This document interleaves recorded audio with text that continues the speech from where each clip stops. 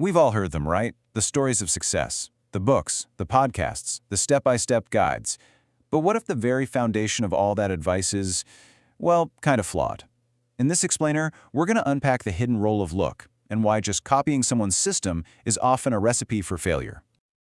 Oh, you know this voice. It's that super confident expert, the self-made billionaire, the champion athlete.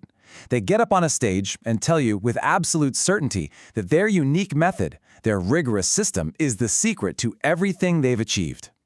So you give it a shot. You follow their plan to the letter. You wake up at 4 a.m., you adopt the mindset, you do every single thing they tell you to do. And nothing. Crickets. The results they promised just don't show up. And you're left wondering, what did I do wrong? So where does this whole idea of a perfect, repeatable system even come from? Let's take a closer look at that.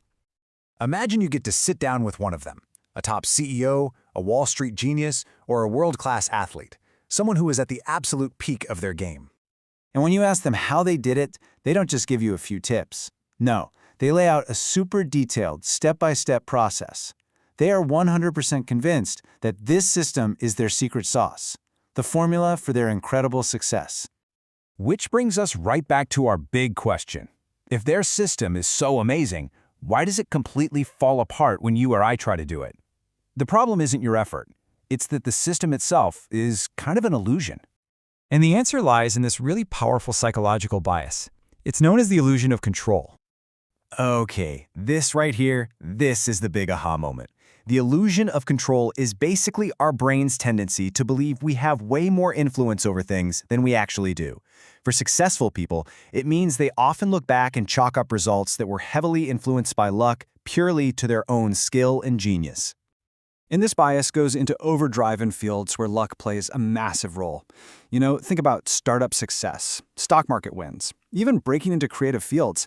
These are all areas where random chance is a huge factor. But the winners, they almost always tell a story that's all about their skill. So let's actually put skill and random chance head to head, because you're about to see the huge gap between what people think happened and what really happened. So on the left, you see the expert's story. They genuinely believe their success was overwhelmingly because of their talent and their hard work. But on the right, well, that's the much more likely and kind of unsettling reality, that their journey was dominated by luck and their skill was a much smaller piece of the puzzle. This chart really visualizes that imbalance perfectly. That small sliver of skill, it's real, and it's absolutely necessary, no doubt about it. But it's often that huge, invisible portion of luck that truly determines the extraordinary outcome. Now, this belief doesn't come from arrogance. A lot of the time, it comes from getting a big, lucky break early in their career.